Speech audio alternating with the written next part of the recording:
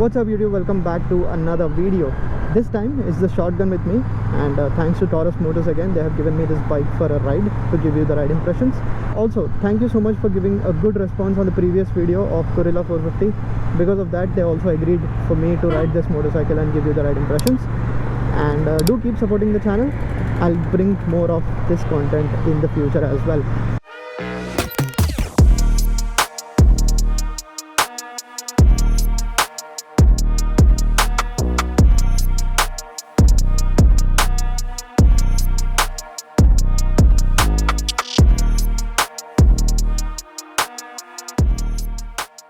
Let's get started with the video. The first thing that I like about this bike is how they have changed a lot of things compared to the Super Meteor 650. I have driven the Super Meteor back in October last year. I felt a little disappointed with the bike, the way that it felt, but it was me who was wrong, because I drove the bike in the city, but it's not made for the city roads at all. Instead, it was for the highways. The way that you sit on that, the way that you enjoy the ride was meant for the highways, not really for the city. That's where this bike changes a lot of things, and it makes the whole ride experience better than the Super Meteor for guys like me who are short, also who ride most of the time in the city itself. First thing, when you sit on a Super Meteor and when you ride that bike, you are more you are more in a laid back position compared to this one, where you are inclined a little forward.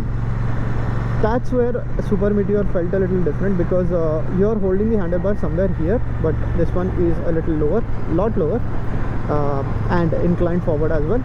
So the thing that I had to keep conscious effort in my mind was that when I was riding the Super Meteor, I used to lose a little bit of grip when I would pull the throttle, because the way that you are sitting on it is something that needs a conscious effort of making sure that you are holding the handlebar quite tight. That was something I did not like about it.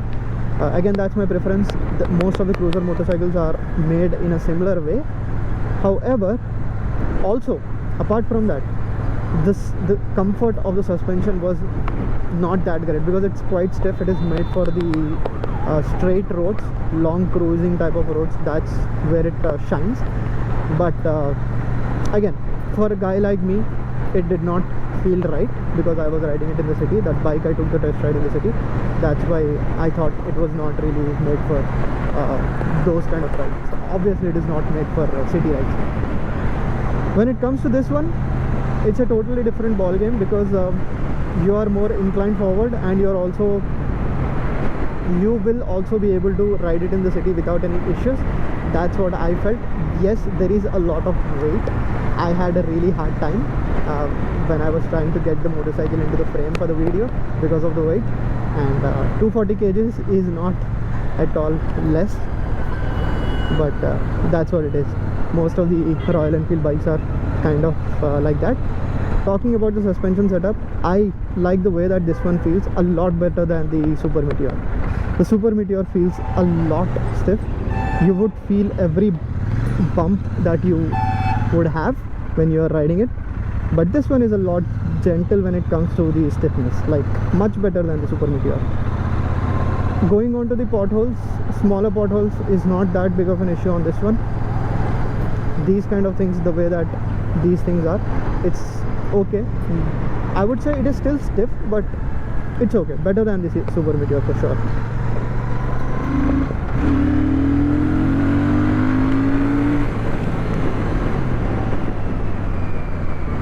When it comes to seating position, handling, and the way that it rides, out of the 4 650 motorcycles in Royal Enfield, I think this bike is somewhere on the third, because the first one when it comes to handling is the GT650, then I would say Interceptor, then this one, because the wheelbase is much shorter than the Super Meteor, obviously, so this one is easier to handle as well. That's a good thing about this motorcycle.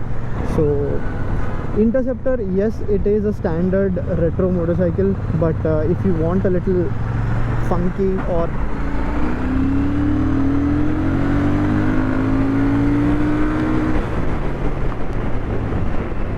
more like a funky thing, then the colors on this one are good. some of the colors are good. I think the white and the blue are my favorite, but something like a California green should have been also launched on this one, because I like the way that California green on the Interceptor is. But again, the colors are good too, some of the ones. Overall, the motorcycle is easy to ride, easy to maneuver around as well.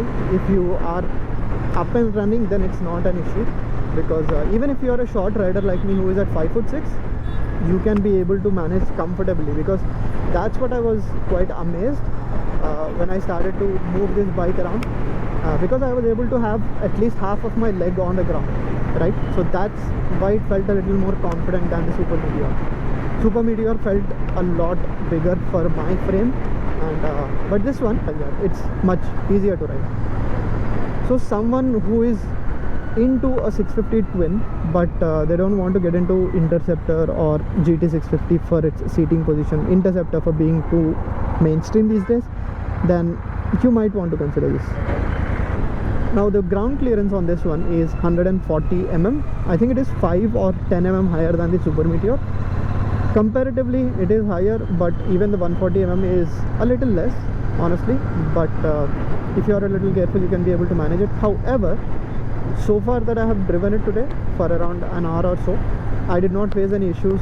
I have driven onto the speed breakers as well, but there were no issues of anything as that sort.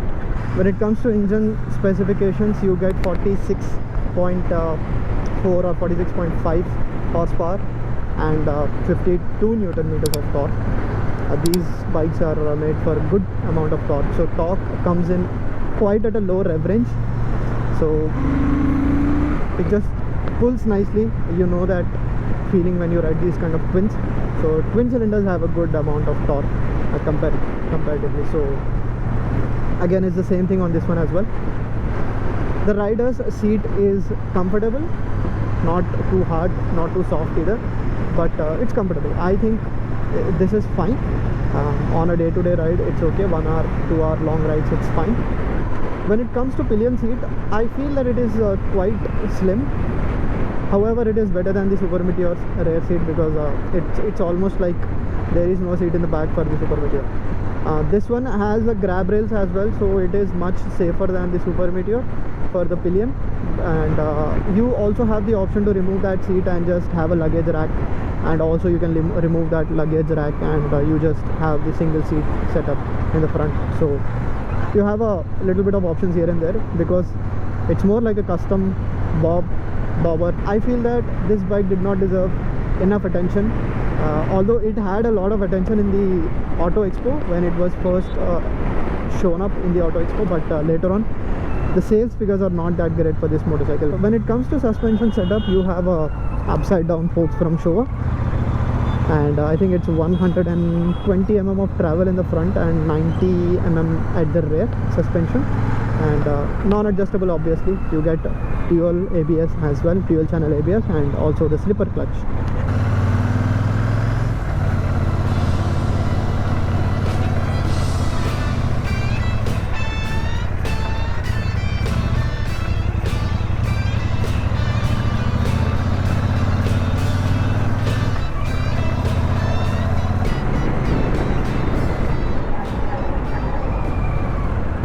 You get a 13.8 liters of fuel tank. The fuel economy range is somewhere at 20-22. That's all you can expect from this type of engine.